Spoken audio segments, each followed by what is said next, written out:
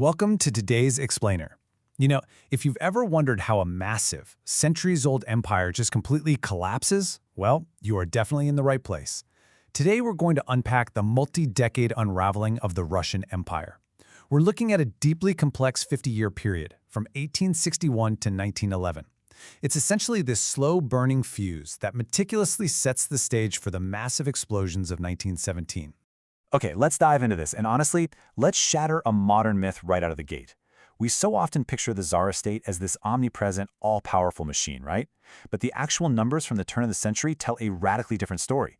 For a massive rural population of 100 million people, the Russian state had barely under 7,000 police constables. Put that in perspective. That is one single constable responsible for 50,000 people. That's a modern football stadium full of people spread across thousands of square kilometers. So the state was just profoundly disconnected from its people from the start. Chapter 1. The Illusion of Freedom. Let's look at the 1860s reforms.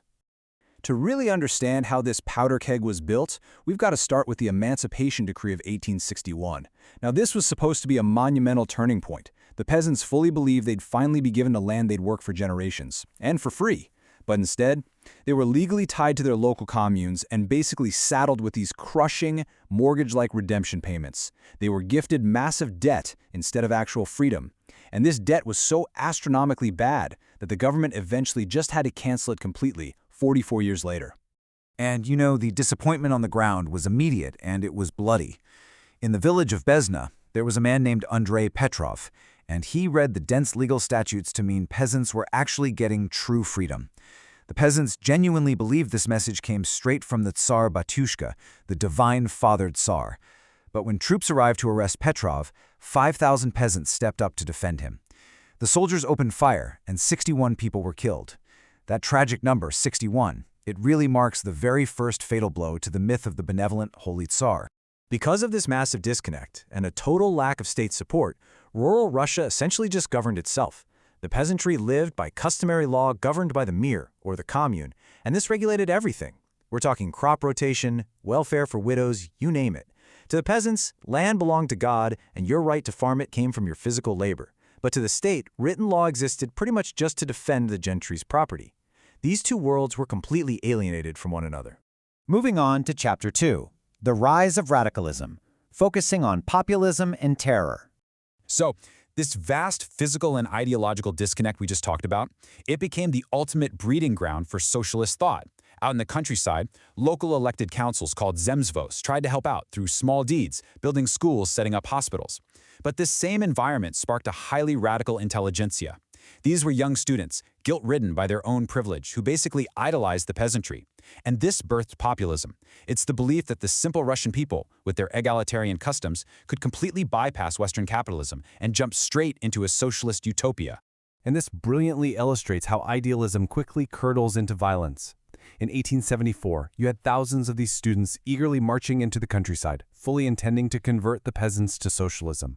But the peasants were deeply suspicious of these city kids, and they just handed them straight over to the police. This massive, crushing failure really fractured the movement. The ones who got impatient with peaceful propaganda, they turned to terror. Just 7 years later, in 1881, a radical splinter group known as the People's Will threw bombs at the Tsar's carriage, brutally assassinating Alexander II. Chapter 3. Reaction and Repression. Here we look at Alexander III's rule. So, in direct response to his father's assassination, the new Tsar, Alexander III, implements some truly brutal counter-reforms. He absolutely crippled the local councils.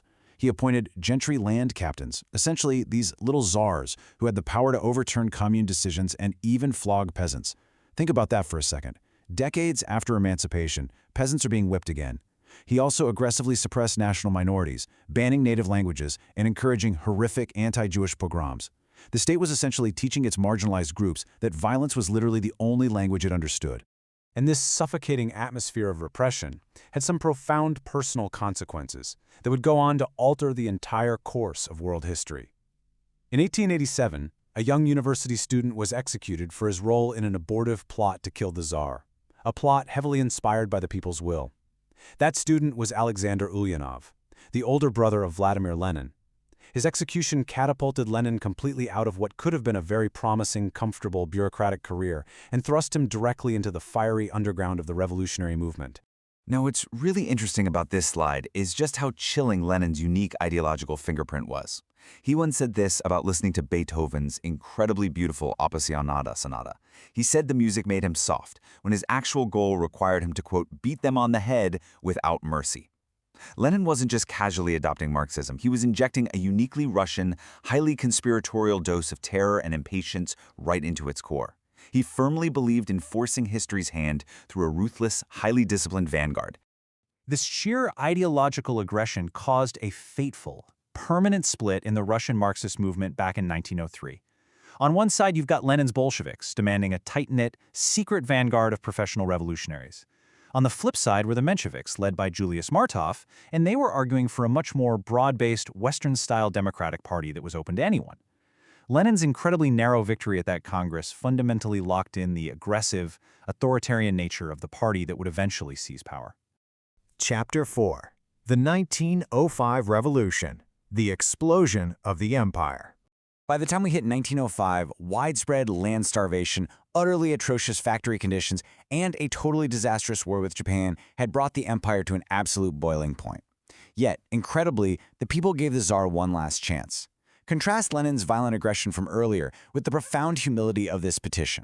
Led by Father Gapon, thousands of desperate workers marched to the Winter Palace. And they weren't looking to overthrow the government.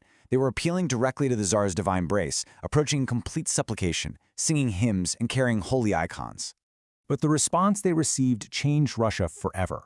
The Tsar wasn't even there. His troops, unable to clear these massive surging crowds, panicked and opened fire on the kneeling civilians. Around 1,000 people were killed or wounded in what we now know as Bloody Sunday. As the survivors looked around at the bodies lying on the blood-stained snow, that ancient foundational myth of the Holy Father Tsar was definitively and permanently destroyed. Bloody Sunday triggered a massive, unstoppable domino effect. First, civil society was completely outraged, which turned universities into these intense bastions of opposition.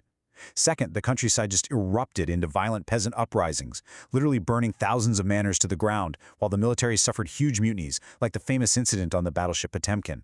Finally, the whole thing culminated in a completely paralyzing national general strike by autumn, which was directed in St. Petersburg by a Soviet of Workers' Deputies led by none other than a young Leon Trotsky.